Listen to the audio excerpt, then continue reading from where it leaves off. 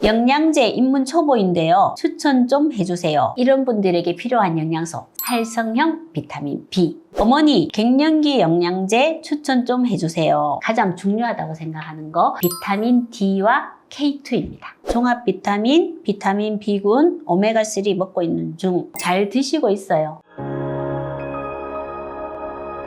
원장님, 최근에 제가 예. 영양제에 관심이 많은 인터넷 커뮤니티를 가봤거든요. 거기서 가장 많았던 글이 자신에게 많은 영양제를 추천해달라. 이 글이 제일 많더라고요. 맞아요. 이런 분들한테 원장님께서 맞춤형 영양제를 해주시는 건 되게 좋을 것 같은데 그러죠. 한번 해봐요. 혹시 궁금한데 그동안 환자 몇 분 정도한테 이렇게 영양제를 추천해보셨나요? 제가 진료하면서 대부분 맞춤 영양제 처방하니까 10,000명은 넘었죠. 청년자를 만 명대. 그럼요. 제가 이렇게 10,000여 명에게 영양제를 추천한 경험으로 커뮤니티의 글을 읽으면서 영양제 한번 추천해 보도록 할게요. 첫 번째, 게시물 볼게요. ADHD에 좋은 영양제 추천 좀 해줘. 두뇌 ADHD에 좋은 영양제 추천해주면 좋겠어. 라는 글이에요. 요즘 ADHD 환자분들이 많이 늘어났거든요. ADHD를 가지신 분들이 먹어야 될 영양소 이제 3가지. 첫 번째, 뇌의 기능을 증가시키는 영양소 성분 포스파티딜세린입니다. 포스파티딜세린은 뇌 세포막의 구성 요소예요. 그래서 기억력과 인지력을 향상시키고 스트레스를 완화시키는 기능이 있습니다. 하루 300mg 복용하시면 됩니다. 두 번째, 마음을 안정시키는 영양소 성분 트레온산 마그네슘입니다. 마그네슘은 굉장히 종류가 많아요. PD님 그냥 마그네슘은 마그네슘 하나밖에 모르실 것 같은데. 제 마음 다 읽으셨네요. 그지? 그런데 이 성분표를 자세히 보면 마그네슘 사이트레이트, 마그네슘 옥사이트 등등등등 수많은 기가 붙는데요. 이런 다양한 마그네슘 중에 뇌의 혈액 뇌 장벽을 통과하는 마그네슘은 트레온산 마그네슘밖에 없어요. 이 혈액 뇌 장벽이 뭐냐 하면 우리 뇌는 매우 중요한 기관이잖아요. 그래서 우리 몸에 나쁜 독소나 이런 물질들이 뇌로 가는 것을 막기 위해서 막는 장벽이 BBB, 혈액 뇌 장벽인데요. 이게 나쁜 물질이 뇌로 가지 못하게 하는 장점도 있지만 우리가 영양제를 먹었는데 뇌에 영양소가 잘 공급되지 않는 또 단점이 있어요. 그런데 이 혈액 뇌 장벽을 통과하는 트레온산 마그네슘을 먹는 것이 도움이 되고요. 이 트레온산 마그네슘은 인지 기능에 영향을 주고 불안을 완화시키고 수면 장애에도 도움이 되기 때문에 잠을 잘 못 자시는 분들에게는 하루에 1000mg 드시라고 제가 말씀드리고 있습니다. 세 번째, 에너지를 올리는 성분 아답토젠입니다. 아답토젠이 뭐냐 하면은 스트레스를 완화하는 데 기능이 있다고 인정받은 천연 물질을 이야기해요. 다양한 물질들이 있는데 그 중에 홍경천과 태아닌과 같은 물질은 스트레스를 완화시키고 또 에너지를 올리는 작용이 있습니다. 태아닌 하루에 200mg 드시면 됩니다. 두 번째 글로 가볼게요. 형들 수험생인데 영양제 추천 가능? 내용이 뭐냐 하면 내가 스트레스 받고 불안 초조하거든. 수험생이라 그러는데 이런데 도움이 되는 영양제 뭐 있나요? 라고 물었어요. 수험생들한테 권장해줄 만한 영양제도 있을 것 같아요. 맞아요. 수험생들이 실제로 이제 병원을 많이 내원하시거든요. 수험생의 심정을 생각해 보면 일단 수험생은 에너지가 나야 돼요. 그리고 불안한 마음이 완화가 돼야 되고 또 이렇게 푹 쉴 수 있도록 해줘야 되는 거거든요. 그래서 그런 관점에서 설명드려 볼게요. 첫 번째, 우리가 에너지를 내는 영양소 비타민 B입니다. 비타민 B가 에너지 내는데 중요한 것이고요. 두 번째, 우리가 앞에 말씀드렸던 스트레스를 완화시키고 뇌를 통과하는 트레온산 마그네슘. 그 다음에 부신에서 에너지를 많이 내야 되거든요. 부신에서 에너지를 낼 때 가장 중요한 비타민 하나만 고른다면 비타민 C예요. 그 다음에 스트레스를 완화하는 홍경천과 태아닌 복용하는 것이 좋습니다. 세 번째 글 읽어볼게요. 영양제 입문 초보인데요. 추천 좀 해주세요. 이제 40 넘어서 관리를 해야 할 것 같아요. 제가 개인 택시를 하고 있어서 피로회복이 핀트예요.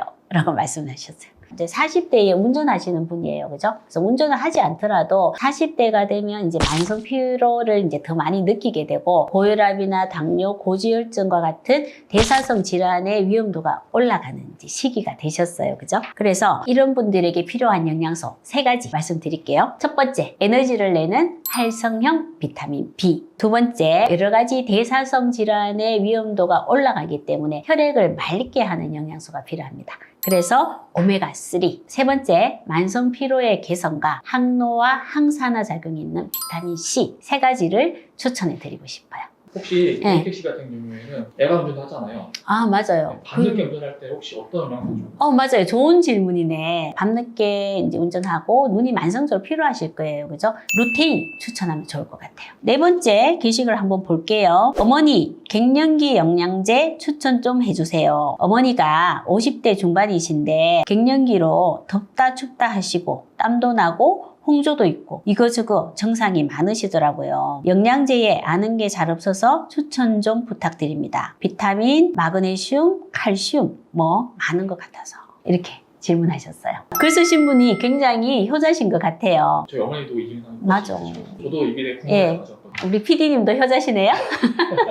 제가 50대 이제 중반에서 후반으로 넘어가잖아요. 마치 폐경을 맞을 때 저를 보는 것 같아요. 이때 진짜 힘드시거든요. 이제 드시는 영양제 말씀드릴게요. 갱년기가 되면 감정이 굉장히 불안해져요. 그리고 이런 불안정한 신체 증상 때문에 수면 장애가 생기기가 쉬워요. 그리고 또 에스트로겐 분비가 이제 점차 줄어들면서 이분들이 앞으로 맞닥뜨릴 건강상의 문제가 뭐냐 하면은 뼈가 굉장히 약해져요. 우리가 갱년기를 50대에 맞이하는데 평균 수명이 90대가 넘어요. 그래서 골다공증으로 인한 여러 가지 문제들이 굉장히 심각한 문제가 생길 수가 있거든요. 그래서 그런 관점에서 영양제 정해드릴게요. 첫 번째, 가장 중요하다고 생각하는 거 비타민 D와 K2입니다. 안 그래도 여기 질문하실 때 뭐 칼슘 이런 거 많은 것 같은데 이런 질문 하셨잖아요. 그런데 저는 칼슘을 영양제로 잘 추천해 드리지는 않아요. 그 이유가 뭐냐 하면은 예전에는 우리가 칼슘을 영양제로 많이 먹었거든요. 근데 연구 논문들이 막 발표가 되는데 칼슘을 많이 먹는 사람일수록 오히려 심장이나 뇌혈관 질환으로 인한 사망률이 더 올라가더라. 이런 논문이 많이 나왔어요. 왜냐하면은 이런 몸에 여러 가지 산화나 칼슘이 축적되는 문제를 해결하지 않고 칼슘을 먹으면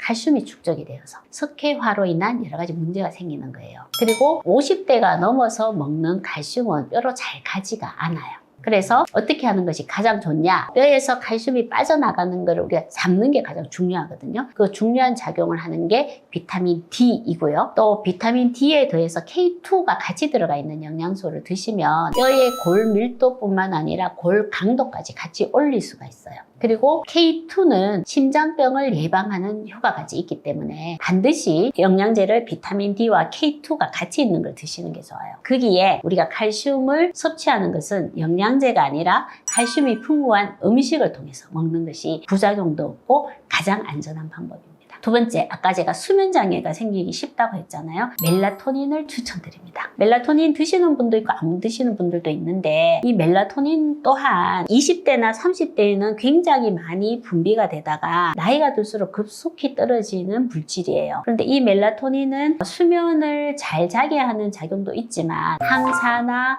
면역, 항암 등등 아주 다양한 작용이 있는 중요한 물질이거든요. 그래서 갱년기가 와서 잠을 잘 자지 못한다고 하면은 요즘 식물성 멜라토닌도 많이 나오고 또 서방형도 있으니까 멜라토닌을 복용하시는 것도 좋은 방법입니다. 세 번째는 불안해진 감정을 조절할 수 있는 홍경천과 태아닌을 추천합니다. 우리가 보통 갱년기가 되면 석류 추출물 많이 드시잖아요. 그런데 이 석류 추출물은 식물성 에스트로겐이 있어요. 그런데 혹시나 유방에 혹이 있거나 자궁 근종이 있으신 분들은 이런 식물성 에스트로겐을 또 많이 드시면 그것 때문에 또 문제가 생길 수가 있어요. 그래서 누구나 안전하게 드실 수 있는 물질로 홍경천, 태아닌 저는 적당하다고 생각합니다.